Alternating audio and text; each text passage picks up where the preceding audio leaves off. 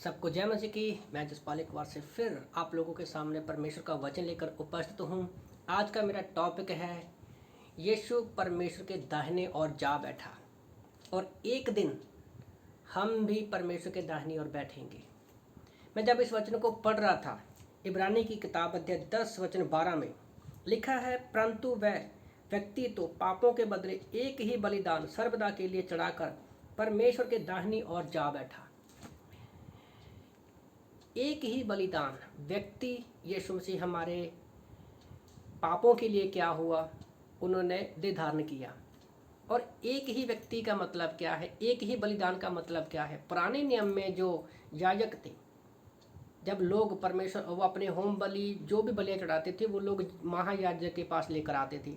तो सबसे पहले क्या था, महायाजक अपने लिए, अपने पापों के लिए बलि चढ़ाता था, और उसके बाद में वो खड़ा होकर लोगों के लिए बलि चढ़ाता था।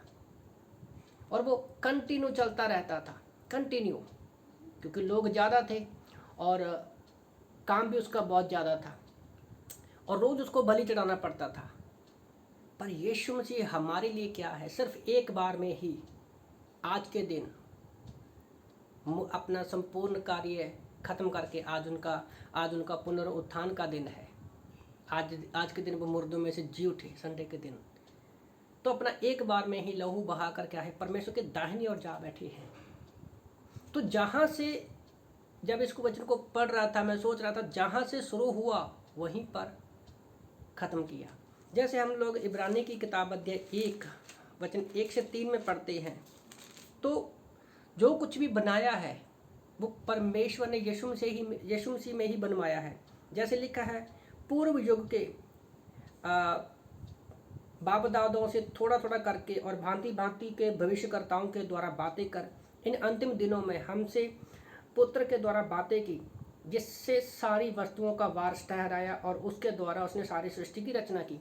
तो यीशु मसीह पहले भी वारस था और सब कुछ उसमें बनाया, और यीशु मसीह क्या था, और यीशु मसीह के द्वारा ही सारी सृष्टि की रचना की। तो यहाँ से शुरू किया परमेश्वर ने कार्य, आज संपूर्ण कार्य करके क्या है, यीशु मसीह परमेश्वर के दाहिनी ओर जा बैठा है। और लिखा है वचन 3 में, इब्रानी 1:3 पढ़ रहा हूँ, वह उसकी महिमा का प्रकाश, उसके तत्व की छाप है और सब वस्तुओं को अपने सामर्थ्य के वचन से संभालता है। वह पापों को धोकर ऊंचे स्थानों पर महिमा मही के दाहिनी ओर जा बैठा। तो वो पापों के लिए क्या है,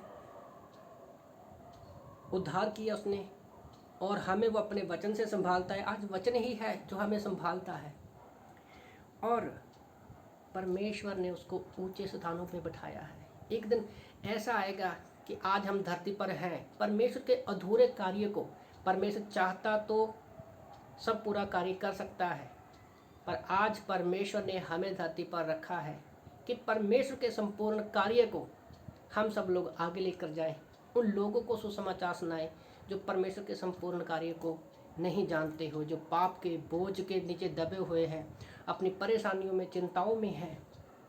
वो लोग नर्क की तरफ जा रहे हैं।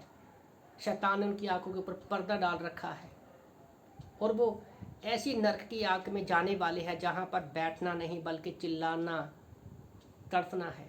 आप उस नर्क की आग के बारे में सोच कर देखो।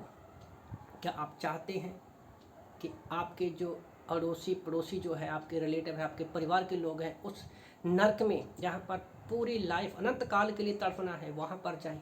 जहाँ आप ये चाहते हो कि जैसे यीशु मसीह स्वर्ग में अपना कार्य पूरा करके परमेश्वर के दाहिनी ओर बैठे हैं, और एक दिन हम भी जब हमारा रैप्चर होगा, बाद में पे उठाए जाएंगे, तो हम भी परमेश्वर के दाहिनी ओर बैठेंगे, और आपकी रिलेटिव भी आपके साथ बैठाए।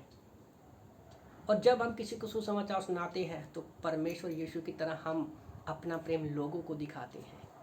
तो कितना महान कार्य है ना, कि यीशु मसीह की तरह हम भी एक दिन अपना काम संपूर्ण करके दाहिनी ओर बैठेंगे। तो आप लोगों को मैं उत्साहित करना चाहता हूँ, आज यीशु मसीह का पुनरुत्थान का दिन है। अपना संपूर्ण कार्य करके यीशु मसीह के दाहिनी ओर बैठे हैं, और हमारे दिल में भी अपने लोगों के लिए बोझ होना चाहिए कि हमें भी वो भी एक दिन परमेश्वर के दाहिनी ओर बैठें। तो इन वचनों से परमेश्वर आप सबको आशीष दे। आमीन।